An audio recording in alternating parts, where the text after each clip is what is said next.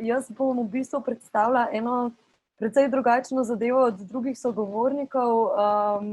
Mislim, da tukaj v chatu bi že mogli dobiti link do aplikacije Vroče točke, ki smo jo razvili letos julija in zaštartali avgusta.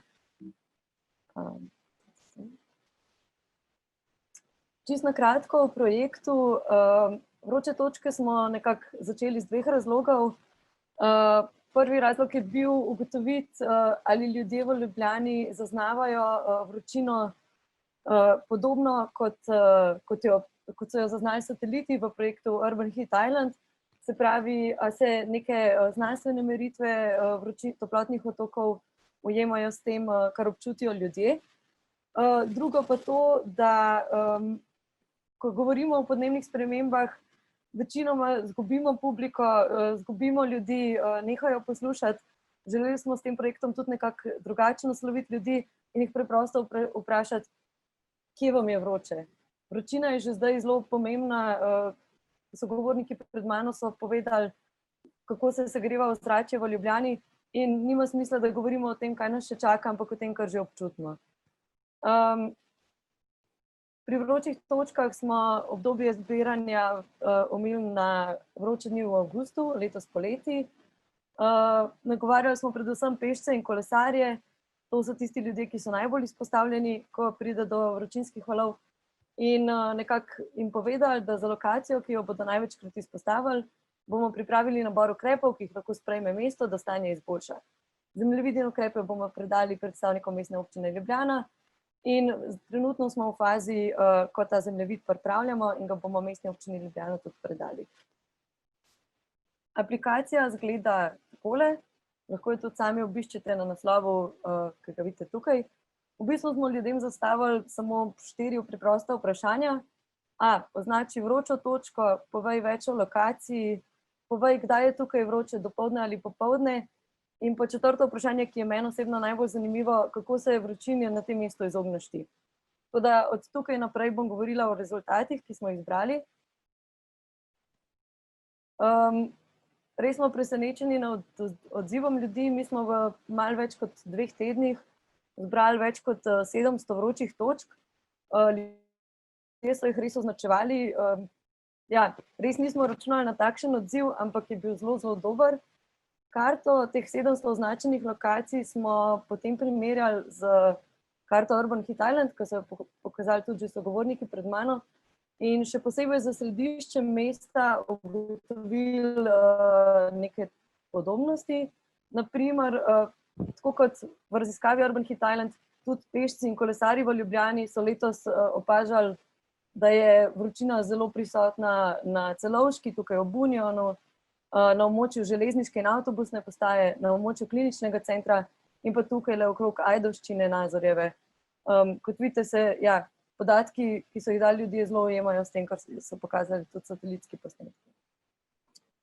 Kako izgleda ena tipična točka, ki so jo označili ljudje? Približno takole. Mi smo bili zelo presenečeni nad kvaliteto odgovorov, ki smo jih dobili, še posebej na zadnje vprašanje. Naprimer, tukaj za tole lokacijo na Celovški cesti je neka anketiranec povedal, da veliko kolesarjev vozi po drugi strani v napačno smer, saj je tam več dreves in sence, tudi zaradi blokov. Katere so bile lokacije z največ glasovi? Mi smo jih razdelili na različne prostorske enote, zato ker je bilo zadeve malo težko primerjati. Pri križiščih in prehodih za pešce sta zelo izpostavljena Ajdovščina in pa križišče Vilharjeva in Železna cesta. To je na drugi strani železniške postaje. Kar se tiče cest, je bilo največ točk vpinanih po Slovenski in Celovški cesti. Med soseskami, nekimi območji je imela največ glasov Župančičeva jama in pa označenih je bilo zelo veliko avtobusnih postaj na različnih lokacijah v Ljubljani. Postajališče Klinični center je bilo najbolj izpostavljeno med njimi. Na podlagi te mini raziskave smo prišli do nekaterih ugotovitev, in sicer, da se ljudje zaradi vročine izogibajo določenim lokacijam že zdaj, to poletje v Ljubljani, da poleti uporabljajo daljše poti, da se izognejo vročini, da so več v avtomobilu in manj na kolesu, manj hodijo, zato da niso na vročih točkah. Da so ljudje zelo pozorni na drevesa, na to, kako velika so, kje rastejo, kakšno senco dajejo, in pa da kot zelo problematične lokacije opisujejo križišča, avtobusne postaje, ploščadi, se pravi lokacije, kjer se morajo ustaviti in čakati. Še malo bolj podrobno o lokacijah, ki so bile izglasovane in so dobile precej glasov. Slovenska cesta, Celovška, Masarykova in Trkov F, recimo med cestami, križišča sem jih že povedala, drugo križišče je tudi na Tivolski in Dunajski. Ta Tivolska izgleda precej problematična. Kar se tiče območij Župančičeva jama, območje okrog kliničnega centra in pa avtobusna in železniška postaja.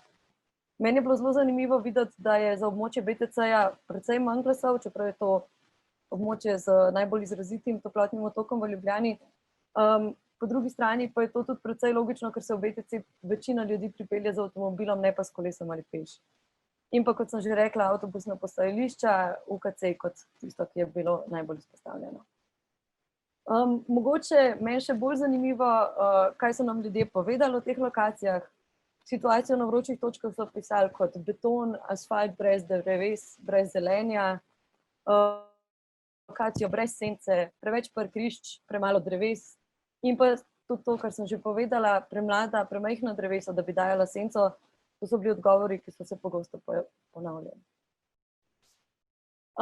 Kako se vročini izognejo ljudje, ki so označevali vroče točke?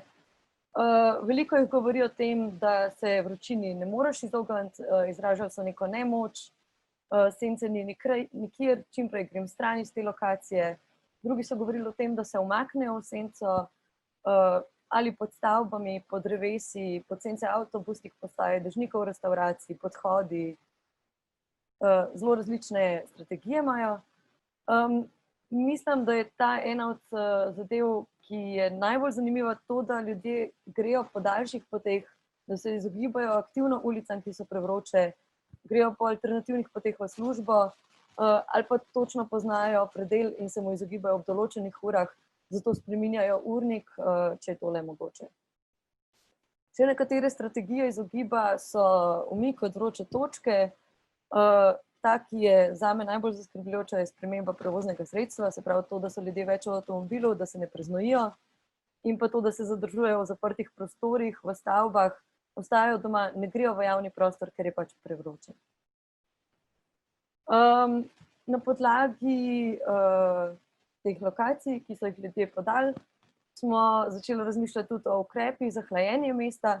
Tukaj seveda govorimo o bistveno manjšem skalu kot sogovorniki pred mano.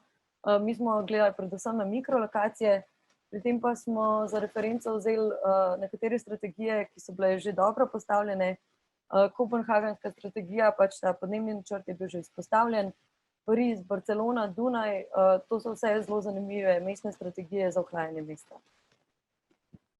Na področju zelenja so to zeleni koridori, parterna vegetacija, posamezna drevesa, zelena parkirna mesta, kjer so pač potrebna, urbano vrtnarjenje in tako dalje.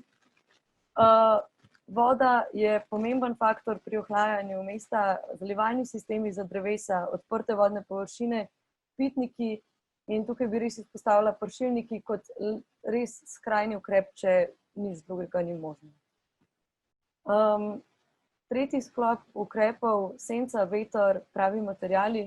Senčenje stavb je eden od potencialnih ukrepov, začasne senčnice, spet zelo skrajni ukrep, spodbujanje pretoka vetra in pozornost na albedo vgrajenih materialov, pa so tudi že strategije, ki so dosti poznane.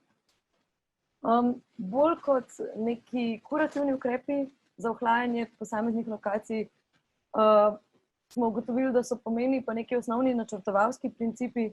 Mi smo jih strnili v to, da je pač, da morajo mesta spodbujati več zelenja, naj bo to zelenje bolj pestro, več vodopropustnih površin, kvalitetno vzdrževane površine, trajnost okolju prijaznih posegov, se pravi, ali bodo ti posegi zdržali, ali so samo začasni, vključenost uporabnikov, zato da se zavedajo mestnih sprememb, spodbujanje trajnostne mobilnosti in manj motoriziranega prometa, se pravi, že zdaj in v prihodnosti pa še bolj bo udobje za pešce in kolesarje, privlačen javni prevoz pomembno, ker bo to pač mesta bolj vroče.